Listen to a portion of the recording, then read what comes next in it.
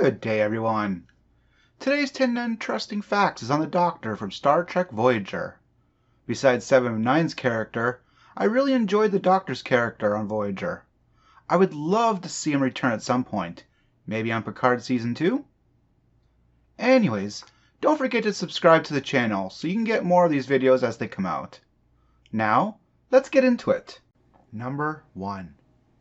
The Doctor, or the Emergency Medical Hologram, was an EMH Mark I, created by Dr. Louis Zimmerman on Jupiter Station and was activated in 2371.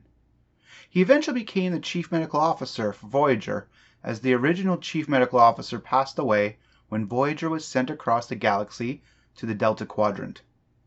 Lieutenant Barclay also worked on the project, testing the EMH's interpersonal skills. Number 2. The EMH Mark I, upon which the Doctor's program was based, was listed as Emergency Medical Holographic Program AK-1 Diagnostic and Surgical Subroutine Omega 323 in Voyager's memory.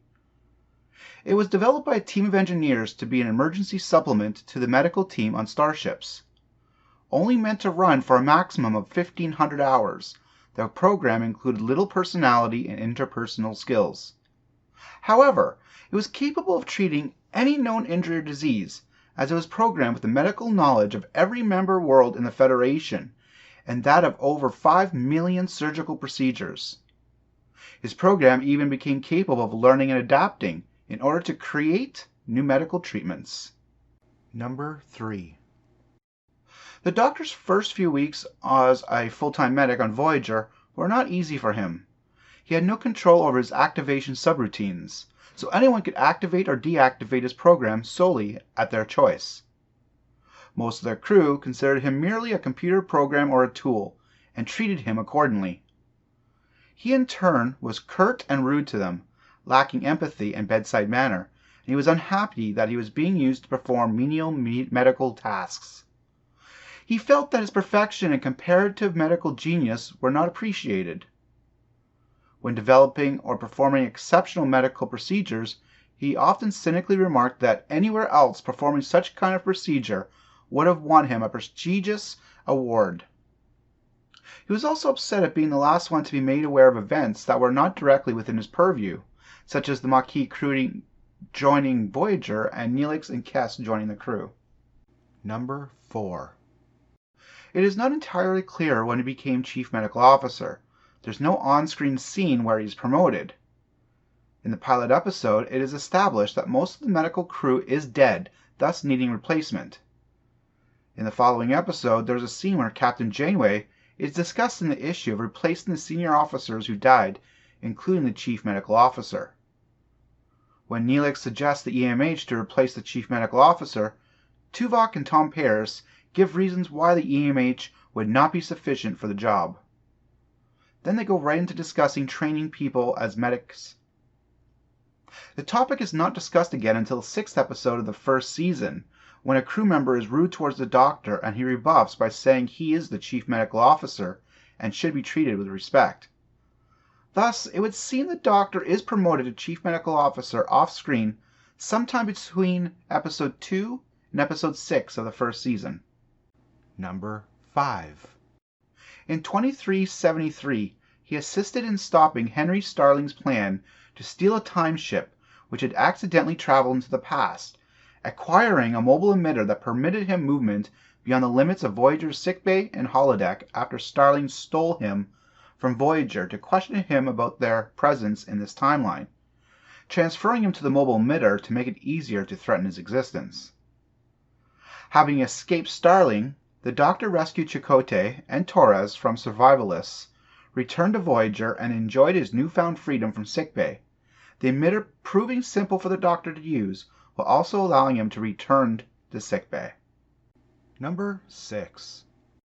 Captain Janeway awarded the Doctor the Starfleet Medical of Commendation for his part in repelling raiders who wanted to strip Voyager of essential components. This predicament was both incited and resolved successfully thanks to the Doctor's experimentation with introducing daydreaming to his program.